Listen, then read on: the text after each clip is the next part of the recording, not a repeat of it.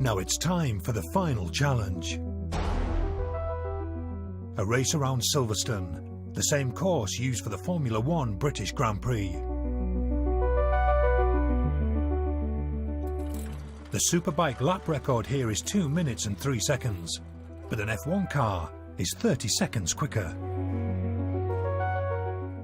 So go on, the plan is?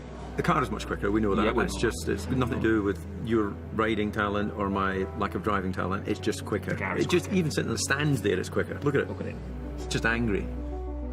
And so to make things competitive, this will need to be a special sort of race.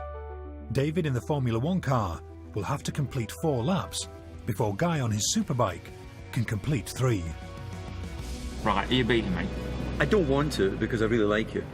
And I only met you yesterday, but putting that man crush to one side, you know, I've got to do my bit for 4 wheels. I'll give it my all. That's what you know. We're in this racing situation. Yeah. I always give it my all, 100%. The racers prepare. You don't see me psyching myself up. What do you want me to do? Beat me chest. I don't get revved up, do I, Matt? No, not at all. Nice and calm. This is something a bit different, a little bit special. Racing a Formula One car. Still want to run with some traction? Yeah, please. David Coulthard in a Formula One car. I know what you're thinking, like the bike racers. Ooh, steely look and... I like that. It seemed like a good idea when we were talking about it. Now I'm in the car, I'm not so sure. It's going to be difficult.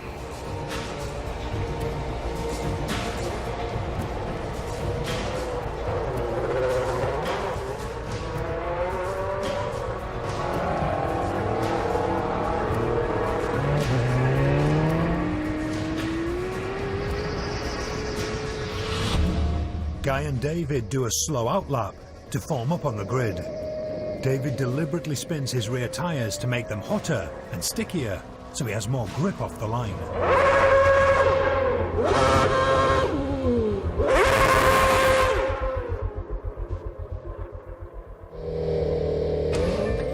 The race will start when the lights go out.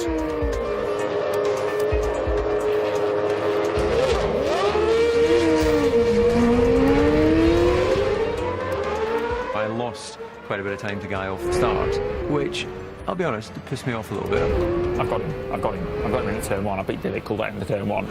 And then he just smoked me. Came around the outside of me in the first corner. Just looks so steady, that car. Yet going at warp speed. The race is on. David may be ahead, but to take victory, he has to try and complete an extra 3.6 mile lap and pass Guy again. Helping David is downforce. The air rushing over the wings on his car pushes it into the ground, giving him more grip. Even with cold tyres, he barely lifts the throttle as he turns into the famous Copse Corner at 120 miles per hour. At the same corner, Guy is more than 40 miles per hour slower. Even though he's pushing so hard, the bike tries to spit him off. You've got one of the best sequences of high-speed corners anywhere in the world, and that's Beckett's. It's the 3 corners that take you out onto the back straight. You look at the corner and you're going seriously quickly, and you just trust the downforce, and it's incredible what it delivers, and it's a great reminder just how incredible these cars are. After the first lap, David has just a 21-second lead over Guy.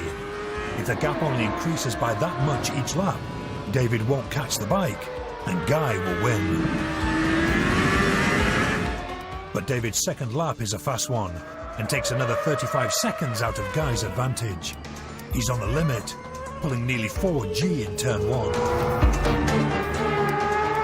As Guy starts his third and final lap, it's still too close to call. David is half a lap behind. I was starting to lose hope. I couldn't see him.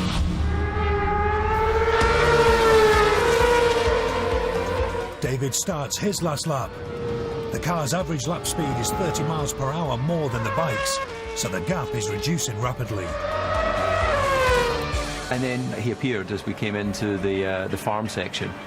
The thing that's very impressive when you follow a bike on track is how much influence the rider has on the performance of the bike. His body is used to manipulate the bike, and you can see when he's in a long corner, he's moving his body to get some feedback from the tyres. It's a lot more involved than driving. I'm impressed how close that bike is to the car. And like David said, when we was in the race, he had an eye on me going onto the straight, and he said he couldn't catch me. On the straights, the bike hits 175, just 10 miles per hour slower than the car. But it's under braking where David makes up all the ground. He's able to brake later and in a shorter distance. Now it's all about whether Guy can fend off a Formula One car.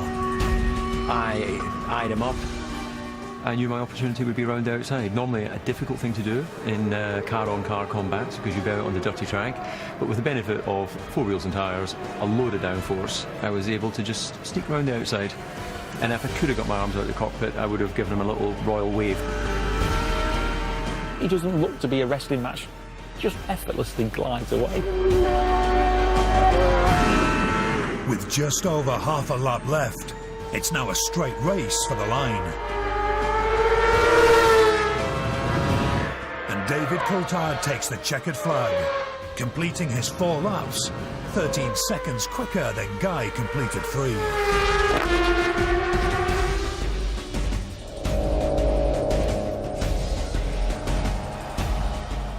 My hands are really sore, even with power steering. All right, mate. That is fast, boy. That is fast. It was a good race. A lot closer than I thought it was going to be. Absolutely awesome it was, yeah. There's only 2 of us here, and these guys have got a full team. But we've done the best we could with what we've got, so. I thought Guy did a fantastic job. I mean, the track's really cold. He's not going to have a lot of grip. Some of the way he's squirting out of some of these corners looked to frighten the hell out of me. It's opened my eyes to the motorbikes because I don't know much about them, but it was really good. The bike there, it's off the line, it's so quick. I thought it'd be a bit further apart, but yeah, he looked good on the bike.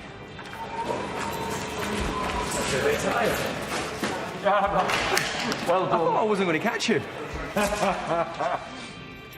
I think he's done well to come back from the crash that he's had, to throw his leg over a bike and do what we've done over the last couple of days. It's been good, it's positive. I'm happy though, I'm happy. I couldn't have done any more. Loved it on track, loved it. Loved it, getting to go out on my bike again that I've not rode for 6 months. I love riding my bike, but no, I got more out of talking to the lads in the garage. Interesting, that. It's a way of life. Being a Formula One mechanic is a way of life. Like, if I was 10 years younger, I would have jumped. It's always a pleasure to be at a racetrack. The on-track, I know, is fantastic. It's always fun to drive a Grand Prix car. It's a real privilege driving one of those World Championship winning cars. But off-track has been the most enjoyable because it's been a new experience.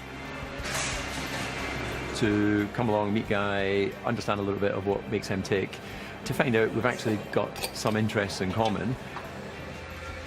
I'm clearly not as technically passionate and absolutely not as interested in getting my hands dirty as he is. What are you putting these wheels, what? But somehow, I think there's a common thread. Over the course of this competition, the car has come out victorious, so well done to the car.